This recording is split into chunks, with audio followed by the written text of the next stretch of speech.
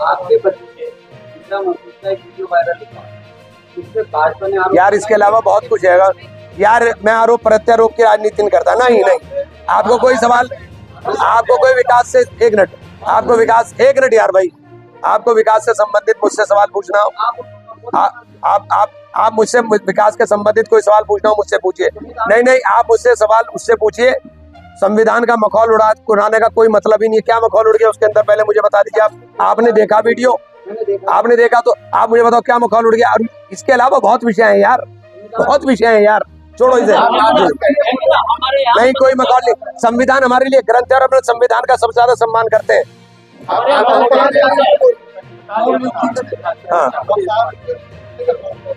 जी जी। और क्या वजह है राहुल इस मुद्दे पर नहीं बोले? आपने राहुल गांधी का भाषण सुना क्या पूरा? माइक बंद हो रहा था, बार बार माइक बंद हो रहा था, तो आपने पूरा कैसे सुना? पूरा मैंने सुना। अखिलेश जी ने भी बोला, अखिलेश जी ने तो पूरी चौपाइयां पढ़ पढ़ के सुना करके बोला कि तुम नफरत क्यों बोल रहे हो, मोहब्बत की बात करो और डराओ मत।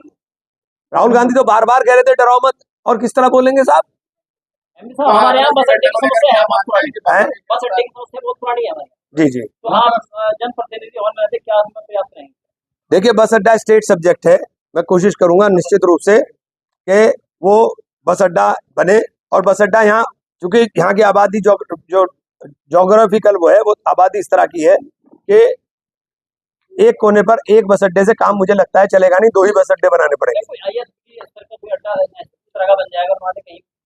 ISBT स्तर का देखिए, इसे उठा लेंगे इंशाल्लाह, जो भी होगा करेंगे। तो ही देखिए, हाथरस की घटना बहुत दुर्भाग्यपूर्ण है। मैं मौके पे सबसे पहले पहुंचने वाले लोगों में था।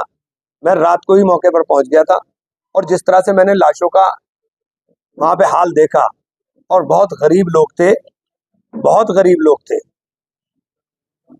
उन लोगों को हमने सरकार से कहा कि मुआवजा राशि बढ़ा के दी जानी चाहिए। श्रद्धालुओं की मौत हुई है, वो आस्था के अंदर अंधा होकर के इस तरह से वो वहां पे इकट्ठा हुए, और कुप्रबंधन की वजह से वहां इतना बड़ा हादसा हुआ। मैंने इतनी लाशें एक साथ लाइन से लगी हुई कभी नहीं देखी।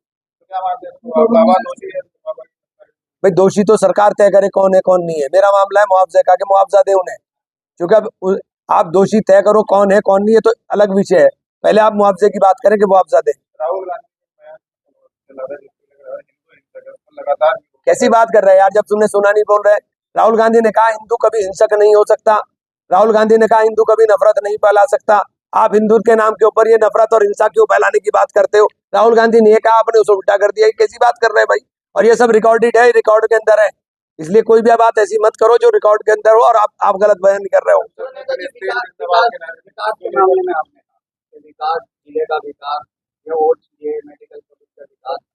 आपने बिजली की समस्या को लेकर माननीय योगी आदित्यनाथ की तारीफ की?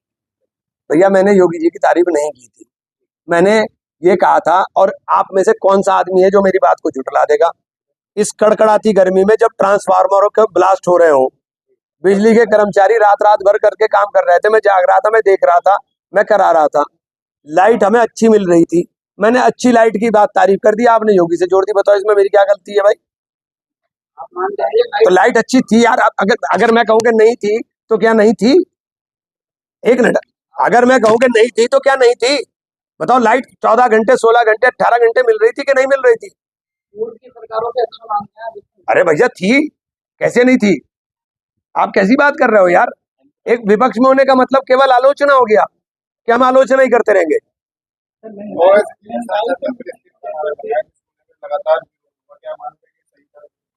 ये फैसला ओवैसी साहब का है, स्पीकर साहब का है, मेरा तो नहीं। चंद्रशेखर आजाद लगातार जो है आवाज उठा रहे हैं कि कावड़ को लेकर अस्पताल और रोड बंद हो जाते हैं, लेकिन 20 मिनट की नमाज होती है, रोड बंद को लेकर उन्होंने बयान किया था। क्या मानते हैं? ऐसा है, जो बयान चंद्रशेखर ने दिया उसका जवाब चंद्रशेखर से लेना। समझ गए आप? मुझसे आप जवाब मत दो। और जहां तक नमाज की बात आप कह रहे हो, मुझे ये सरकार है और क्या हमारे साथ होना और क्या हो रहा है ये सबको पता है, आपको पता है, मुझे पता है। लेकिन ये बैठे जुबैरी साहब, क्या नमाज जायज है? अगर सड़क के ऊपर आप पढ़ रहे हैं, सरकार ने मना कर दी? हवा की बातें कर रहे हैं, चंद्रशेखर को तो नहीं मालूम है ना, ये मसले की बात है। अगर सरकार ने मना कर दिया कि नमाज नहीं पढ़ सकते आप, तो आप सड़क पर नमाज पढ़ रहे हैं, आपके अल्लाह ने नमाज ही नहीं कबूल करी, क्योंकि मालिक सरकार है उसकी, आप नहीं पढ़ सकते। सांसद महोदय, आप अभी विकास की बात कर रहे थे, लोग बाग बिजली के बिल से बड़ा परेशान है, कई बिजली बिल आ रहे हैं, उसमें अब आगे क्या करेंगे? ज्यादा परेशानी लोगों को सामना करना पड़ेगा, उसमें क्या करें? भैया कोई शिकायत पर्टिकुलर आएगी, निश्चित रूप से उसके अंदर कर, बिजली घर की शिकायतें जा रही हैं, लोगों के मैटर करते जा रहे हैं, लोग परेशान, उसमें क्या करें? 4 किलोवाट तक बढ़ा दिया। भैया ये जो देखिए देखिए ये जो जन समस्या है जो लेकर आएंगे, इन मामले में निश्चित रूप से अधिकारियों का भी मीटिंग बुलाएंगे, हम दिशा की मीटिंग बुलाएंगे, उस मीटिंग के अंदर अधिकारियों के सामने रखेंगे। और अगर किसी का व्यक्तिगत रूप से पर्टिकुलर है, मैं आपके माध्यम से कहना चाहता हूँ, मेरे कार्यालय पर आ जाए, मैं बैठा हूँ, मिलूंगा। मैंने तय करा कि मैं हर सूरत में कुछ भी होगा, सैटरडे संडे में तो सहारनपुर ही रहूंगा, चाहे कहीं भी होऊंगा, लेकिन सैटरडे संडे में सहारनपुर ही रहूंगा। मानसून आ रहा है और बाढ़ की स्थिति पहले भी सहारनपुर में देखने को मिली थी, क्या इसको लेकर प्रशासन- देखो ये बहुत ऐसा मुद्दा है कि मैं इसके ऊपर गहन मंथन कर रहा हूँ और कुछ विशेषज्ञों से राय भी ले रहा हूँ। सहारनपुर के अंदर 3 नदियां हैं खासतौर से, एक नदी है पौधोई नदी, दूसरा ढमोला, और तीसरी जो बड़ी नदी है वो है हिंडन। और जब ये तीनों नदी एक जगह मिलती है तो हिंडन के अंदर फ्लो ज्यादा होता है, हिंडन पानी नहीं ले पाती और ये बैक मारता है, और बैक वाटर से पूरे शहर के अंदर हमारे तबाही मचती है।